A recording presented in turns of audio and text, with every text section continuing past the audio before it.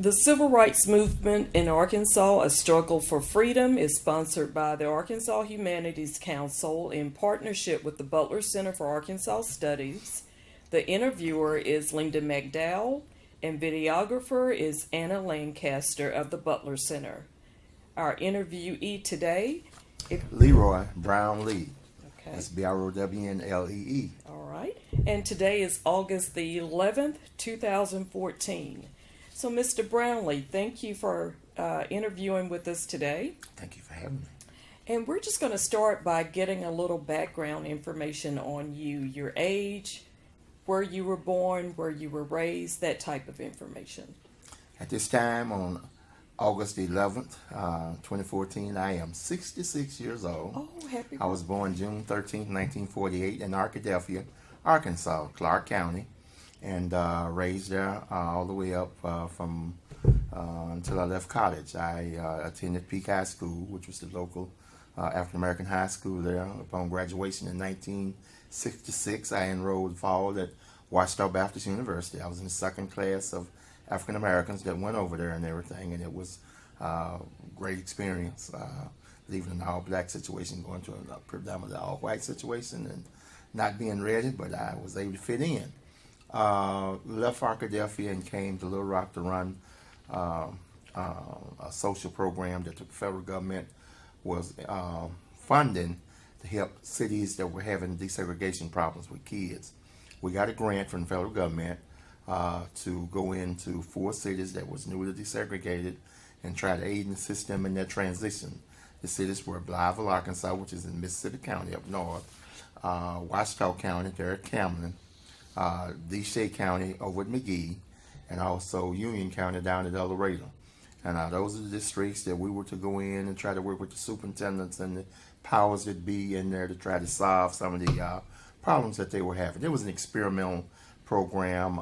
Looking back on it now, the idea was good, but the people really weren't receptive. Neither side was really receptive for somebody coming in to try to mediate and tell them, you know, what to do. I mean, the local officials, they were cordial, but the program only lasted for 2 years. It was funded for 2 years and in several other southern states, and then it, you know, phased away. That was the federal government thing. Okay. And did you state the name of that program? It was called ESAP, Emergency School Assistance Program. Okay. Emergency School Assistance Program, and we short for ESAP. And it was monitored through the Urban League. The Urban League of Arkansas was our monitoring sponsor, and we had an office down in the Century Building, which is at that time was located down on 9th Street.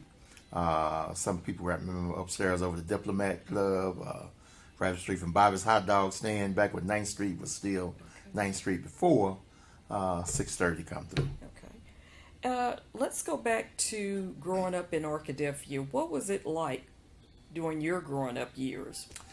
It was fun. Arkadelphia was a fun town in that we naturally competed in sports and all of that, and I started at an early age, naturally playing football. You had to. So, you know, I have very, very fond memories of Arkadelphia in that we were one of the few little towns that we had a right off our campus, and the building's still there now, was a little old dance hall store club.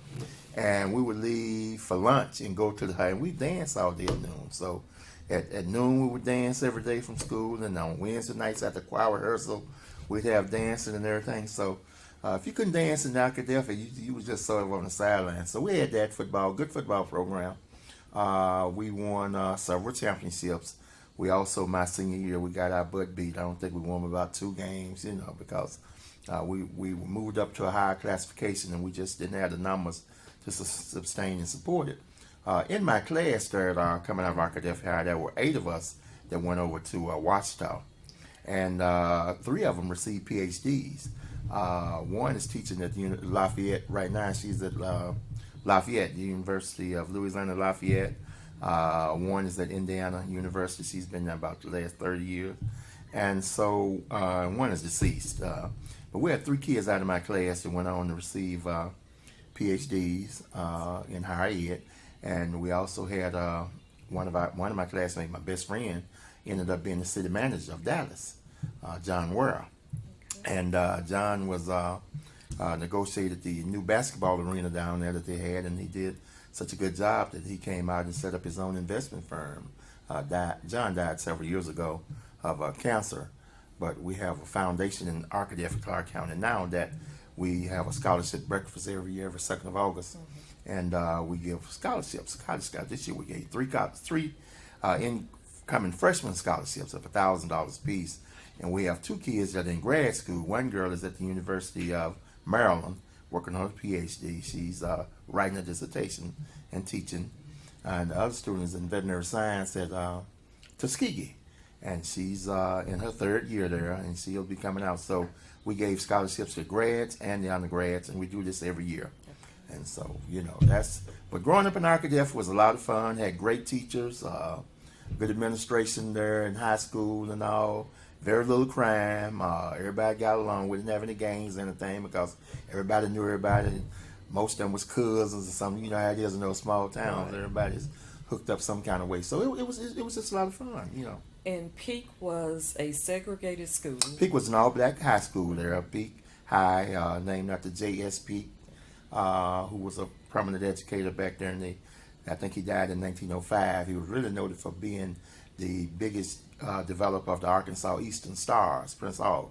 He is recruited over 10,000 members. Matter of fact, he have a gravestone out there now with an 18-foot stone that was in 1905 that was put up there by the Eastern Stars and the Masons, and it's one of the biggest stones you've ever seen, and it's still there. Matter of fact, my foundation, we also a caretaker of that. So J.E. Peak is an old school.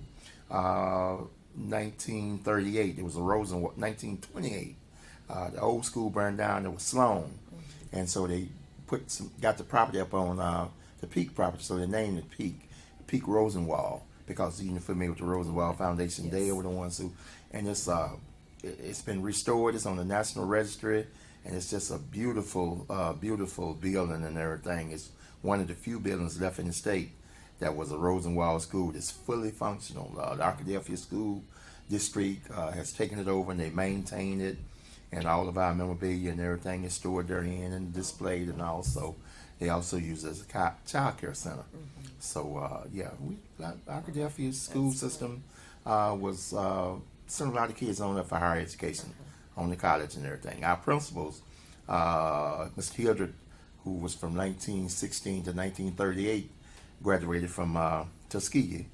N.B. Cook from 1938 to 1968, Morehouse man. And so you can see in Dr. Keaton, who closed it out when it closed in 1969, was Columbia. So we had high educational expectations from our administrators because they all were seated in it. And so if you wanted it, they'd get you in school. Oh, I really wasn't college material, but I went. I went to play football, and I had some smart look. That's why I went on over there, because all my little sisters, girls, they just told me to get in the middle of them, and I just don't write the name at the top of the paper. So they carried me at Washita. And what did you major in at Washita? Political science. At that time, Dr. Riley, remember Dr. Riley, the lieutenant governor of the state at that time. He's one eye, had a patch eye, and Jim Rankino, who was at that time was probably the foremost political science in the state. We had a heck of a political science department over there. And we used to have some real, remember the Vietnam War was going on during that time, and we used to have some real arguments with those ROTC professors and everything, and about the position that we should be taking in Southeast Asia and everything. So it was over my head, coming out of that, but I learned so much from it. Okay. Yeah. All right. So when you went to Washita, had there been other blacks ahead of you that had One year, the first year in '65, there was about 6 kids that came down. A couple of kids came from Hot Springs. I can't call their names now, but that was first year. And then when I went over in '66, that was the watershed year. The football players, basketball players. They were recruiting. They changed the name from Washita College to Washita Baptist University. Washita Baptist College to Washita Baptist University, and we took off. We was all over the place. So you never had any problems with race issues or anything? Not really. They looked at us kind of strange, a lot of the kids, but the kids were.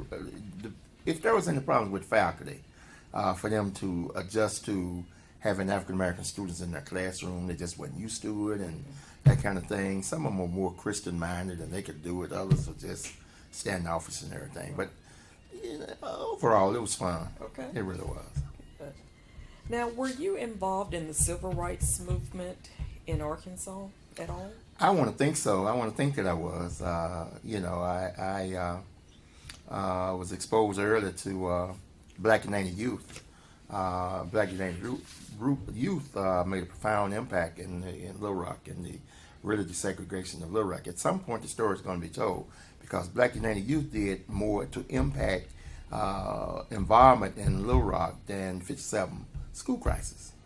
Okay. Because in 69 and 68, 69 and 70, they weren't taking a back seat. Kids off the street, and they called them thugs, young thugs and everything who didn't care. And there was an incident that happened out at that time. There was a county farm, and there was this young black male out there that they worked to death, and he was killed, and they tried to cover it up. And some of the guys that was out there with him came back and told it. And there was this news director up at that time, KOKY, who got hold of the story, and he was a Philando graduate, and he knew it, and they got on the radio and they started blasting it, and they blasted, and they fired the people up, and it was some stuff happening downtown and around and everything. So yeah, that was our contribution to the civil rights era. So Black United Youth was established about 1968, or Yeah. any earlier than that? Some of the participants around, but they weren't formally organized. That was when they got formally, when they went formally. Yeah, they was operating as a group of mercenaries, however you want to call it. Mercenaries, I guess would be the word. Now, who established the group? It was three principals that gets credit for. Robert L. Broadwater, who was a native of Blytheville, Arkansas, and a graduate of Philando Smith College. Bobby Brown, native of Little Rock, Horace Mann, and also the younger brother of Minnie Jean Brown, who was one of the principals at the Central High. And there was a couple of other guys that was sort of behind the scene that we just won't call their names at this time that was there. But Bobby Broadwater and Bobby Brown were the two main principals that were out. And naturally, there was a lot of support, and I just say behind the scenes from individuals around town. Okay. And were they students at the time or older? They were older. They were Bob had, like I say, graduated from Philando. He was news director over at the radio station. Bobby was just sort of a neighborhood guy that an activist that spilled over from his sister's activities and everything, that just saw some wrongs and some stuff that needed correcting. And there were just all kinds of young men and women up and down the road that was willing to get out there and, nameless individuals that, just like when you see the film of people marching, there's no names on them, but there were individual people out there that put it on the line, like the water hoses in Birmingham. You don't see the names of those. They don't get credit for it, but they played an integral role. So the same thing was happening here. Okay. So the man who died at the Pulaski County Farm, that ignited or motivated people? That motivated with the constant news reports of what actually happened and everything. That's what caused the people, and we call them, they were at that time, they were street people who got upset and involved in it because they knew him, and they didn't have anything to lose. They said, let's go, let's get it. So unfairness to African Americans in the penal system, was there anything else going on? Well, at that time, everything was segregated, and people just tired of it. You talking about jobs, you talking about other opportunities and everything. It just wasn't happening here.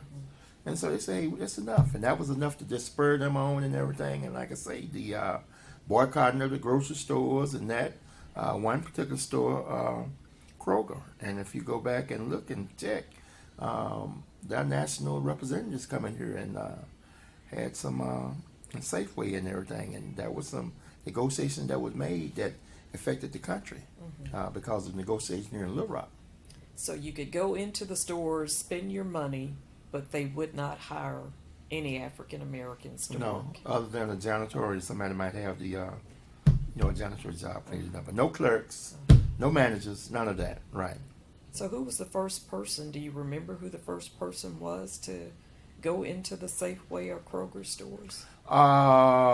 When you start talking about going in. I can tell you who one of the first managers Yes. after the results of that was Arthur Wilson, who was a former school teacher over in Malvern, Arkansas at Wilson High School. He was a band director over there.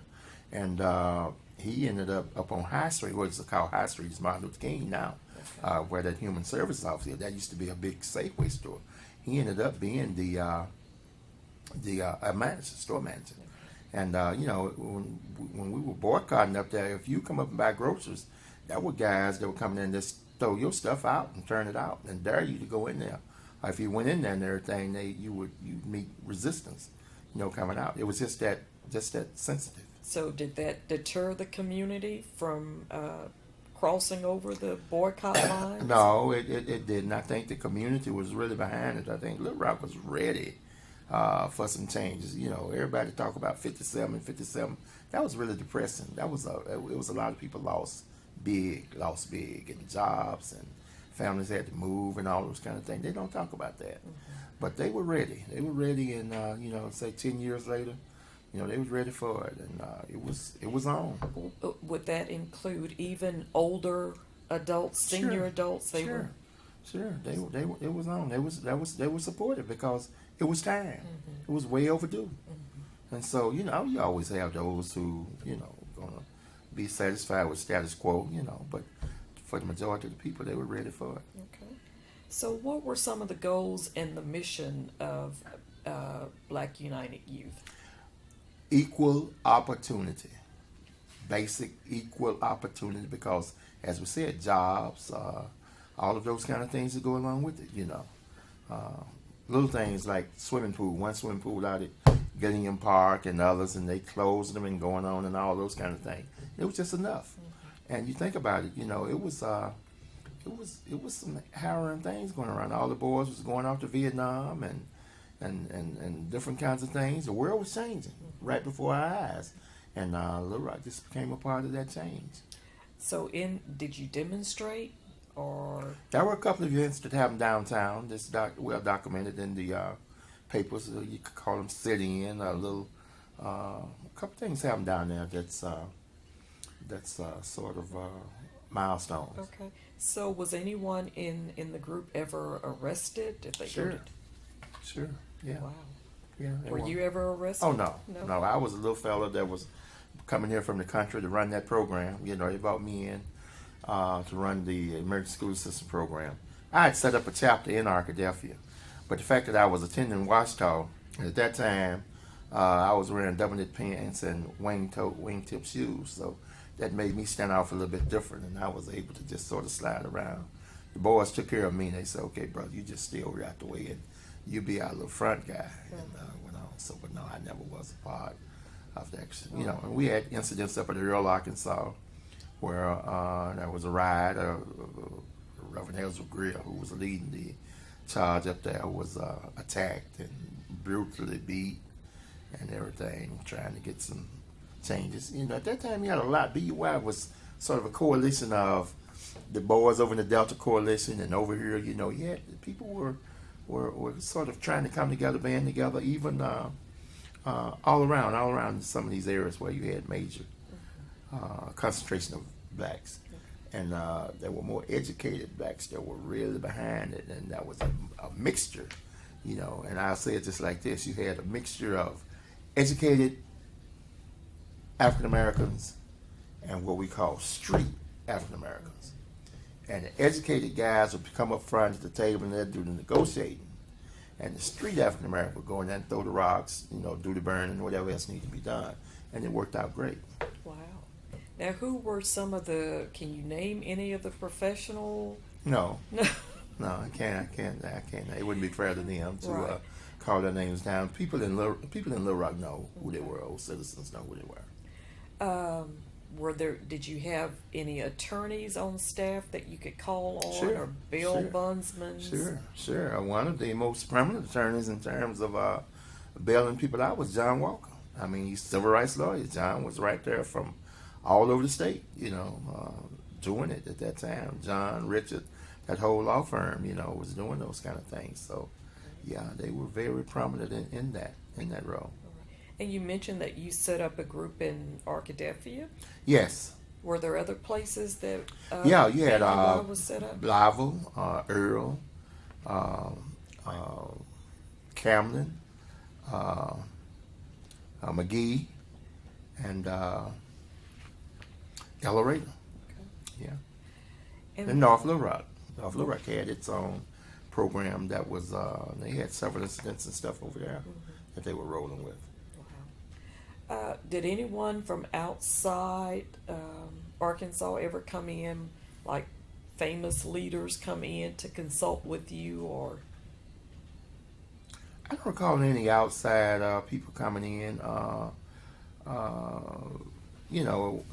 one time, a part of the situation was a group out of Memphis. And I forget their name now, but Sweet Willie Warren was the guy you might remember that he was going to walk across Arkansas and was met over at Hazen and turned around and everything. So Warren is the only guy that I can remember outside that actually came in and to join forces or to do some stuff with.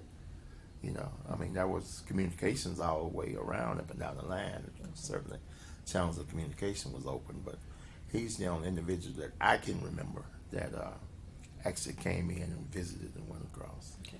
Did different civil rights or freedom movement groups communicate together, or say, we're doing this in Arkadelphia, what are you guys doing in Little Rock? Can you come to help me here? Was that type of communication was there, but there was very little. Each community had to take care of its own. That was one thing you couldn't do. In other words, we couldn't go. For example, Little Rock would be in support of what they're doing in Arkadelphia. They'd be in support of what they're doing in Hot Springs and everything. But the leaders knew each other and they talked about it and everything. I think you remember that time when the guy, I can't even call his name now, come out of Cornell, which had the shotguns and everything, the Arkansas native and all. So that was all communications, plenty of communications. But you had to be careful about your traveling and going into these other places and everything, because remember now, you had a heck of a system. And I can remember during the summer months. I remember one summer, Governor Rockefeller gave us monies to do a summer project to help get some of us off the street, and we worked South Arkansas and different kind of things. Just doing that, he gave us a pretty good amount of money to get out and help us out as a youth group and what we were trying to do. So was BUI all composed of all African Americans? Was it biracial? Or? It was biracial. It was really biracial, yeah.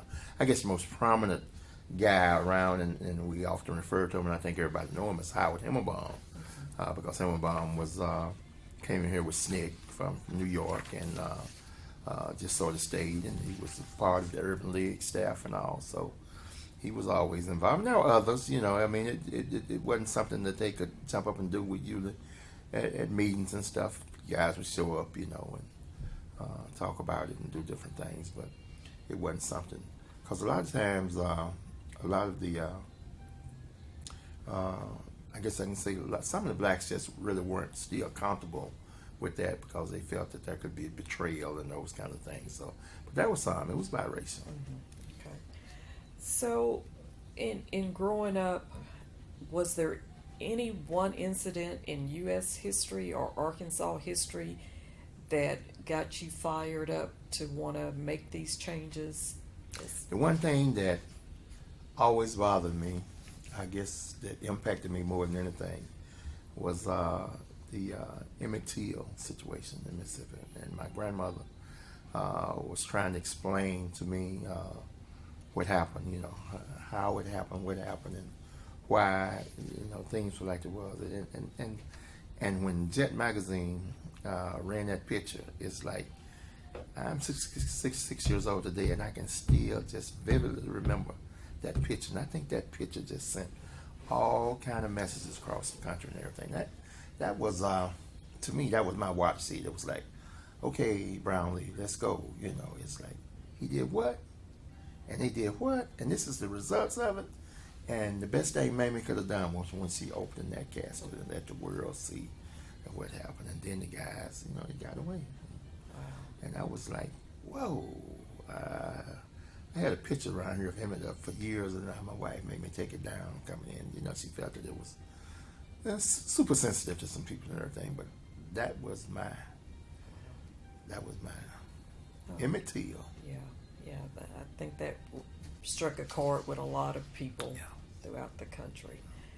So, when you were in Arkadelphia, were there stores that you could go into, or had to go through a back entrance, or you couldn't eat at, or water fountains? Arkadelphia, believe it or not, was not like that. They used to call Arkadelphia Little Athens, okay? And they called it that because you had the two colleges. You had Henderson, you had Washita, you had Presbyterian Academy, you had Baptist Academy. At one time, Shorter College was in Arkadelphia. So you had two boarding schools along with a high school. Can you imagine going into a little old town like that, and they have a boarding? Baptist College had Baptist High School had 100 boarding students. Presbyterian was built on the Mall of Tuskegee. It's there now, Presbyterian Academy. We put a mark over there by it. They had many students and stuff. So it was sort of an open. They called it Athens because of the university and the learning atmosphere and everything. It wasn't until 1926 that there was a difference that you can look at, and things started happening different, because all of a sudden, like somebody said, okay, that's enough of this. Let's come on. And schools were burned down and some changes was made, and Presbyterian Academy ended up being closed. Baptist Academy set out. Then you just had Peak and going on, and but the doors, the back doors, having to go in the back doors and everything. Now the restaurants and everything, they were always segregated, but the stores downtown and everything, you can go anywhere you want to.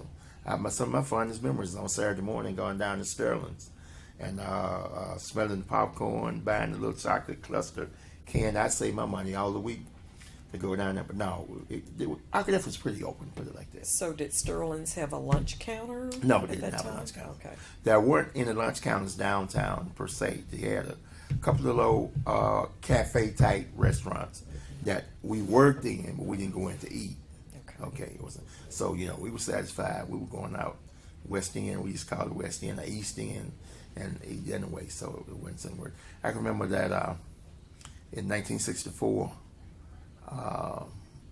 When the action was going on, there was this place on 10th Street, and they had real good French fries. You could go up there and buy them. At that time, they put them in the bag, and the bag would be greased while you're trying to eat them and go out. So, that was my first introduction going into a place that you normally didn't go. Now, 10th Street in Little Rock? 10th Street in Arkadelphia. Arkadelphia. Yeah, 10th Street in Arkadelphia. Okay. Matter of fact, it's in the runnings for becoming Martin Luther King. They got the controversy going down there now with Pine Street and what the alternatives to it and everything. So it's been running. That battle's been running for the last 16 years. I don't know if it's going to ever be resolved. And what about swimming pools and movie theaters? We go to the river. And we had some other little ponds and stuff that we swim. So no, we did not go to the municipal swimming pool. And the movie theater, we were in the balcony. And you go right up the stairs, and you come down the stairs, and there was a window there for you to order your popcorn and all those other stuff. And then you go right on back up the stairs. Mm-hmm. And in 1964, we had a group that went in and sit down in there, downstairs and everything. And they were disappointed. They said, hell, this is a better seat upstairs down here now. But no, it was segregated with the upstairs balcony for the movie and everything. And movie was a big thing back then because people loved to go to the movie and everything. So nothing happened in 1964 when the group sat downstairs? No, believe it or not, I can't recall an incident of any kind in Arkadelphia. Wow. I mean, small town. All of the mothers and everything worked downtown for the different Caucasian community, and so everybody knew everybody, and who your mama worked for? Well, she worked for Mr. Jones, or who your mama, and everybody. So it just sort of eliminated. And then your mother and them had raised all the kids, that you would be interacting with. Mm-hmm. And I can remember seniors at Arkadelphia High and seniors in my school, we all knew each other. All the football players, we said, man, we ought to be able to play together. No, we can't play together, and it didn't happen. But we all knew each other. Oh my goodness. Yeah. So what happened as far as health care? Did you have your own hospital? Were you able to go There to again, back in the day, Arkadelphia, when they had all the colleges and the institutions, we had a black doctor, Do you remember? Dr. Swayze. Yeah, he's there, and he was there. He was out of Mississippi. He's a graduate of Alcorn, and he came over to be doctor of the two institutions and everything. And he was there until I think the early 30s, and he left and went back when because like I say, those schools closed. He had an office downtown, and so we had our own. But now the other physicians, they treated you. You know, we went right on downtown. All of them, you know, they had their own private practices, but we would go in and even the waiting room areas now, you know, they weren't, quote, just integrated, but then you really couldn't tell because you go in, you had a nice room that was accommodating with the magazines and all of that, so it wasn't like you had to go in the back entrance because the doctors, they treated us all the same. Right. Well, that's great. And the hospital, it was the same thing at the hospital. Now, are you the only person in your family that became involved in the movement? Or? Yes, I am, but I'm the oldest of 10 kids, but all my siblings are in the Dallas, Texas area. Oh, okay. Yeah. So I was raised by my grandparents. Your grandparents. Yeah. So how did they feel about? Were they still living in the 60s? Yeah, they were still living. And you know, my grandfather was one of those Baptist preachers, and he finished 3rd grade. And he said if he could have got to the 6th grade, he'd have taught at Harvard. He felt just that much. He didn't. My grandmother can't remember going to school. And I didn't know my grandmother couldn't read until I was about 10 because she used to have me learning those little speeches. There used to be a paper called The Vanguard that came from Baptist College. And she'd make me learn these little speeches, and then we'd go to church, and I'd have to get up and say the little speech and everything. And if I said it wrong, she'd hit me on the hand. That ain't right. And Mama couldn't read, but she had a photographic memory. And like Bible quotations from scriptures and everything, she just committed it all to memory. So she'd have Papa to read the little old speeches and stuff. She said, I like that one. And she committed to memory, and then she carried me through it. And I didn't know she couldn't read. But they were very, very, very, very sensitive to those issues because my grandfather had been a sharecropper, you know, and all of that. And so that was dear to their heart to come in, you know. He's a World War I veteran. My father and all of them were World War II veterans and everything. So, you know, they had saw the horrors of veterans and some of the stuff that they experienced coming back from that. So, yeah, they were ready for it. Now, did your grandmother work outside the home? No, she was a homemaker. Okay. She could can, girl. Ooh, cook. Oh, Lord, wasn't that? She'd take a little cinnamon and flour and something. She'd just make dishes and everything. This time of year, too, with all the vegetables and fruits and stuff coming off. Oh, Lord, have mercy, glory. And they were born in the Clark County area? Born in Clark County, out in rural Clark County on a farm, and they were farmers. And like I say, my grandfather sharecropped for years until I think about a couple of years before I was born in 48, he got hurt on the farm, and he, you know, they say moved to town and stopped sharecropping. But yeah, she was full-time homemaker, and she'd get up in the morning and she'd cook a full breakfast. She would cook smothered chicken and rice and all that kind of stuff for breakfast. I'm ready for And lunch. I don't know whether I was healthy or not, but I ate. But that was just the way that they were. She was old school, you know, and they cooked full meals and everything because that's all she had to do. She was just a full time. We didn't have nothing, but we was happy and had plenty of food. Yes. Well, in reflecting back, how do you feel about your involvement with the BUY? Were you involved in any other organizations? You know, I was one of the founding members of Black American Student Society at Washington. And as a spin-off of this, I'm proud of my actions and activities. I can remember at Washington, we were protesting one year. We had this girl we thought was the prettiest girl in the world that was running for homecoming queen in the process. And her name was, and I just called her because everybody knows she's a beautiful lady, Eloise Logan from Hot Springs.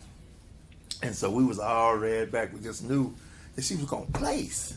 But we didn't understand that you raised monies to go along with that. That was a fundraising kind of thing. And we just thought it was on natural beauty, you know, and everything. So when the thing come out, they called the names, and then we got upset. We got up off this home side of the football stadium, and we all marched across to the visitor side because we were mad, and everything like that. And all. So I can remember one night things was happening there on campus, and the administration was meeting upstairs in the one of the conference rooms upstairs. So we put some guys up on the building to go up there to see if they could hear what was going on. And I never forget, President called us in, and there were several guys in there, and he told one guy, who was a very prominent minister, they come on over here and stand by me because those guys over there, they ain't got no sense. And he told me, it's time for you to leave here, Brownlee. You've been around here long enough. You ain't contributed nothing to this situation. So I wasn't asked to leave, but shortly thereafter I left. Mm-hmm. And so, but it was fine. I have a good relationship with Washington now, though. It was a good school. Oh, okay. I learned more over there than I ever could have learned about the people, human nature, and interacting with people and everything. That's where I attribute that to. Where I started my experiences there with Dr. Riley, Jim Rankino, and all the other guys that were still there. Mm-hmm. It was good. Mm-hmm. So you're, in going back to your involvement in the movement, you are glad that you participated. Absolutely. Absolutely. I'm happy to have my little part, my little role with the kids that we were trying to do. I showed you the pictures where we brought them in from all over the state, out of St. John's Seminary. We were trying to get them involved mentally in what was going on and how they could play a role, that they could play a positive role. And we were stretching education for them at that time. Come on in and get started early in the career field that you want to get off into. So that was a direct result of my experience out there in the movement. Mm-hmm. Because the movement was about a lot of things. You just can't come back and say one thing that it was about, because you had so many components. Mm-hmm. And we were trying to bring them all together at the same time and everything, and people were just sort of spread out across. And if your strength was here, you would deal with that. If your strength was here, and that's what we tried to operate that, even with BUI. Like I said, we had learned professionals, musicians, and all that kind of stuff, and we all tried to work together with that. Now, where did you meet? Did you have monthly meetings or? Had monthly meetings. Okay. Mm-hmm. More like weekly meetings. We had all those old big 2-story houses down in the hood. There was somebody who was going and coming. Back now you say, is that a dope house? Because everybody be going and coming off in there. So you didn't have just real formal meetings where you sit down, but there was meeting constantly going on about activities, what we're going to do, where we're going, and things like that. Yeah. So do you think we have made progress since the 60s when you were involved in BUI? We made a lot of progress. We could have done a lot better, and still can. The thing that's troubling to me now is that I see us regressing in terms of high-profile opportunities for African Americans. I look at the major corporations here in Arkansas, in Leroy, Arkansas. You can't go down and put your hands on anybody that you know. You can remember when Southwestern Bell and all those had upper level managers and their Blue Cross Blue Shield. I'm just calling names of it. But you look around now, you're not going to find too many people at Axiom. I'm glad that the Walton School of Business, Fayetteville, has Dr. Jones up there and everything. But when you look around, I'm glad that Glenn Jones is president down at Henderson. Those are positive steps in education. Yeah. But when you get past education, there's a lot to be desired in terms of at the high administrative level. They're just not out there in private industry.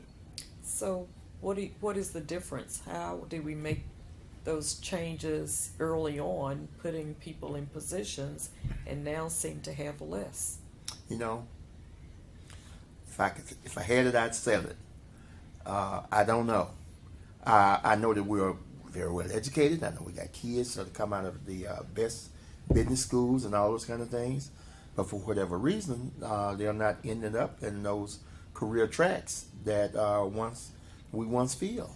When Southwestern Bell merged, it was one of the Bell schools with AT&T, we call it now.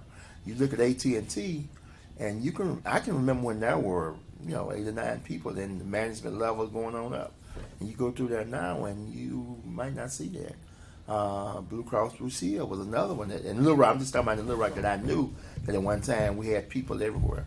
And then you had all those other little agencies, support agencies, EOA and all those kind of things that were coming up. But now, you don't have in Arkansas, you don't have an African American company that employs 30 people. I mean, we've gone backwards. So not only are we're not up there, we're losing our own for whatever reason.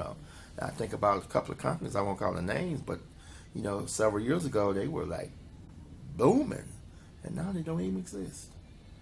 Just in that quick turnaround. So now we're not where we need to be. We're not maintaining. I won't say achieving, not going far. We're not maintaining, and the reasons I don't know. I look at Axiom down there. I look at all these other companies. And I know that there's people that can fill those roles, that can go in there and do that work.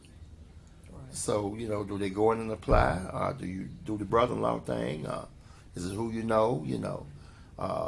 Because filling out applications and stuff now, it's just something you do online. Right. There's very little interaction in company. But now somebody has contact. Somebody's contacting these people, whether they go and recruit them out of colleges or whatever. So I don't know what's happening, but I am dissatisfied right now where we are in Little Rock with opportunities, job opportunities, especially upper level. I mean, hey, I'm past. I'm gone. I spent 30 years with the state, 21 with the Board of Parole as chairman and everything. So, I did my part, what I thought I could do, and I tried to help. But I look around now and I don't see, and I guess we didn't do a good enough job making sure those coming behind us had the same opportunity.